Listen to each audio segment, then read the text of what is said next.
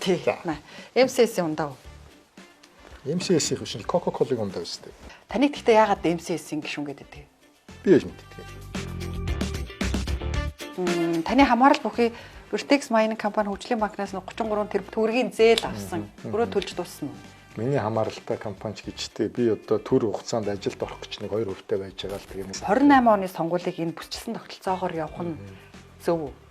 Сонгуулийн мэдрэмж нь арилаагүй байгаа дээр асуух гэдэг. Зүгээр яг нэг үйлхэд одоо бид нар тулж байгаад өөрчлөлт хийсэн. Үнэхээр хүнд байсан. За дараагийн асуулт таны ажиллаж байгаа хуулийн төслөөс асууч. Та төрийн албаны тухай хуулийн төсөл дээр ахлаад ажиллаж байгаа юм байна. Ажил хийдэг хөнгөө байна. Эсвэл төрийн албаныхаа өөртөө зориулаад хамгаалчих гэсэн хууль хийцэн байна. Төрийн алба удаан байна. Хүн сурталтай байна. Асар их шүмж яваад байгаа байхгүй. Хурлын гишүүний үйл ажиллагааны зардалд 20 гаруй сая төгрөг авдаг. Гэр орон шатчлаа энэ тэрэгэл баах юм болно. Хань дөр хүчтэй. Үгүй шүү дээ. Өөр яах юм тэгэл. Та докторуудыг ад үзээд байсан. Тий, би хэлсэн. Тэгээ та өөрөө шүтээсийн проектрээр ажиллаж байсан юм билээ шүү дээ. Доктор байх шаардлага тавиагүй юм уу?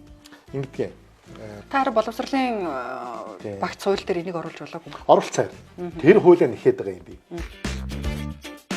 Манай бодлогын нэвтрүүлэг үргэлж юм хурцтууд асуулттай байдаг. Тэгээд хойрлгүй бас зөрөгтэй хариулчих юм л нүртэй бай гэж хичээж ажиллаж байгаа учраас тооддоггүй.